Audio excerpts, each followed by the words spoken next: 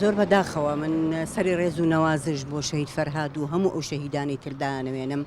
بەداخەوە پەروەردەکردنی کادرێکی لێهاتوو بەتوانە هێندە ئاسان نییە، بەڵام لە دەستدانی لە ماوەیەکی زۆر کەمە زۆر زەحمەتە وا بە ئاسانی لە دەست بچن. ئەمەش بە بڕوای من پەرتەوازەیی دەسەڵاتی کوردی لە باشوور و بێخەمی و بەرژەوەندی خوازی ئەوان ئەمە یەکێکە لە هۆکارەکانی کەوای کردووە زۆربەی حکومەتانی دەور و پشت لەوانە ئێران لەوانە تورکیا بێن لە ناو هەرێمی کوردستانە لە باشووری کوردستان بە کەیفی خۆیان هەموو سنوورەکان ببەزێنن و کوێیان ئەوێت خەریکە ئەگاتە نێو ماڵەکانمان بە ئارەزوی خۆیان دەستدرێژی ئەکەن. هەموو جۆرە دەستدرێژیەکیان کردوتە سەر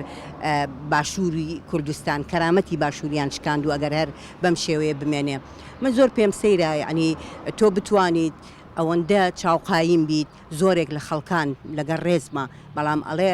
کوردێکی ڕۆژاوا چیە کار لە کەلار بۆ لە کەلار بووە، بەڵام ناپرسێت تورکێکی فاشیست چۆن گەیشتە کەلار، چۆن توانی قارەمانەکانی کورد لەوێ شەهید بکات. یعنی باشووری کوردستان ماڵی خۆیانە. ئێمە بە فەرمی لە خولی چوارەمی پەرلەمانی کوردستانە چەند بڕیارێک دەرکرا کە قووەتی قانونی هەبوو. یەکێک لەو بڕیارانە ئەوە بوو ئیعترافکردن بە کانتۆنەکانی ڕۆژئاوا و کە بێن بە ئاشکرا بتوانن لە باشووری کوردستانە شوێن و پێگە و ڕێگەی خۆیانیان هەبێ، واتە بە شێوەیەکی فەرمی بۆیان هەیە وەکو هەموو پارچەکانی تر بتوانن بێن لێرە هاتوچۆی کوردستان بکەن، باشوور بکەن و تێشیان نیشتەجێ ببن ئەگەر پێویستیان پێبێ. بەڵام ئەوە بۆ خۆی ئێستا سەیرەکەین پێچەوانە بۆتەوە، بەڵکو بە نەنگی ئەزانن کە کوردێکی ڕۆژئاوایە ڕۆژهەڵاتیان باکوور لە کەلار و لە کفری و لە هەر بەشێکی تری باشوورا بسوڕێتەوە. هەڵبەتە ئەو دەستدرێژیکردنە کاریگەریەکی ڕاستە و خۆی نزیک خایەن و لە دوورمەوداشە کاریگەریەکەی دیارە. لە ئێستایا بینیمان کە بەو شێوەیە خەڵک چاوترسێنە بێت و بەشەکانی تر بە هەمان شێوە، یعنی ئەو ئازادیان نابێت و ئەبێتە هۆی ئەوەی کە لێکدابڕان و لێکچڕاندنی پارچەکانی کوردستان هەمووی. ئەمە کاریگەری دوورمەودای لەسەر ئەوە بێکە تۆ ناتوانیت ئەو یەکڕیزیەی کە ئەگەر لە ئێستاە بەشێکی ما بێت لە نێوان جەماوەرە پێگە جەماوەریەکە بە تایبەتی ئەگینا لەسەر ئاستی حیزبەکانە بەداخەوە زۆر لاوازە ئەو یەکڕیزیە هێندەی تر خراپتر ببێت و کاریگەریەکەی بە شێوەیەکە کە من لەو باوەڕام تورکیا بە ئارەزوی خۆی زۆربەی ناوچەکانی تر ببەزێنێ و بێتە هەموو بەشەکانی ترەوە. یعنی ئەوەی کە ئەگەر بەپێی ئەو بڕیاری کە ساڵی 1970 ئەو کاتەدانرا بوو بڕیاری 37 ئەوان بۆیان هەبوو لەو کاتە تەنیا 10 کیلۆمەتر و ئەویش بۆ ماوەیەکی دیاریکرا و ئەبوایە بیکشێنێتەوە، بۆایە هێزەکان بکشێننەوە و ئێمە چەند داوامان کرد کە ئەبێ ئەو بڕیارە جێبەجێ بکرێت، چونکە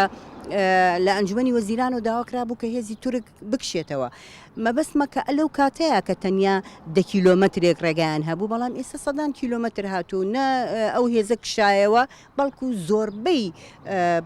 بنکە سەربازیەکانی زیایی کردووە بە ئاشکرا کە ئەمە زۆر خراپە. لە ساڵی 90ەکانە داواکرا جارێکی کە دواتر لە 2002 داوا کرایەوە جارێکی کە ئەو بڕیارە ئیتر کۆتایی پێبێت کە ڕێگەیان پێیا بوون، ئەو وەختە پیانەوتن هێزی PMF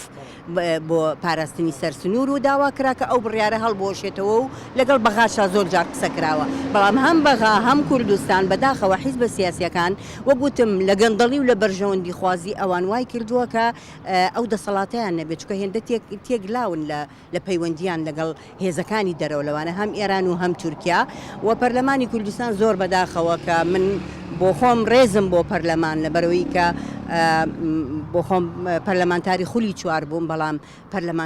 پەرلەمانی ئێستا پەرلەمانێکی زۆر شەرمنانە و نەیتوانیوە وەکو پێویست پەرلەمانێکی چالاکی جەریء بێ و لە هەموو پرسەنەتەوەیی و تەنانەت کۆمەڵایەتی ئابووری سیاسی دەنگ و ڕەنگی هەبێ. زۆر بەداخەوە ئەو کاتێک کە کێشەیە دروستە بێ ئەوان دەرگای پەرلەمان داخەن خۆیان دانیشتنەکان ناکەن. من بۆ خۆم حکومەتی هەرێمی کوردستانیش و لایەنەکانی تریش بە هەمان شێوە لە لاوازیانەوەیە، لەبەروی ناتوان لە بەرامبەر تورکیایە قسە بکەن ناتوانن لە بەرامبەر ئێرانە قسە بکەن ئەمە وای کردووە کە بەم شێوەیە ئەڕوانە یاسا سەروەرە وەنە هیچ سێکتەرێک لە هەرێمی کوردستان ئێستا سەیری کە لە ڕووی ئابوووریەوە لە ڕووی کۆمەڵاتیەوە لە ڕووی تەندروستیەوە تەنانەت توێژەکانی کۆمەلگا هەموو چین و توێژەکانی کۆمەلگا ئەناڵێنن بەدەست ئەم هەموو ناعەدالەتی و بەم هەموو کەمی خزمەت گوزاریەوە جارانەگە تەنیا توێژێکیان و مناڵ با لەسەر جادە ئیش نەکرێ مناڵ بێ خزمەتە ئێستا توێژی مناڵ توێژی گەنج توێژی بەتەمەن کامەڵ بە ساڵاتچوو هیچ کامێک ژن پیا و یعنی هەر کەسێک ئەگری هەر هاوڵاتیەک ئەگری سیرەکەی هیچ پێداویستێکی بۆ دابین ناکرێ وەکو پێویست ئەم حکومەتە شکستی هێناوە لە خزمەت گوزاریەکان هەم لە ڕووی سیاسیەوە هەم لە ڕووی کۆمەڵایەتیەوە هەم لە ڕوە نەتەوایەتیەکەشیەوە بە بڕوای من ئێستش هێشتا کات ماوە کە بتوانرێت یەکڕیزی کۆمەڵ یەکڕیزی نەتەوایەتی حیزبەکان تەنیا چارەسەر ئەوەیە کە ئێمە یەکگرتوو بین لە بەرامبەر بە دوژمنەکانمان خۆ ئەگەر نەتوانین دەوڵەتێکمان هەبێ هیچ نەبێ ئەم هەرێمەی کە هەمانە لە دەستینەین کە بەڕاستی ئەم هەرێمە بە خوێنی هەزاران سەدان هەزار شەهید پێک هاتووە لەبەرەوە ئێمە لە کاتێکا کە دش بە دەسەڵاتی کوردین لەم هەرێمەیە دش بە هەرێم نین هیوادارین ئەم هەرێمە وەکو خۆی بمێنێ و بتوانن زیاتر گرنگی پێبەن تاوەکو نەک ئێمە بەشەکانی تریش لێرەوە درێژە بە خەباتی خوان بن و پشگیری و هاوکاری بەشەکانی تریش بن.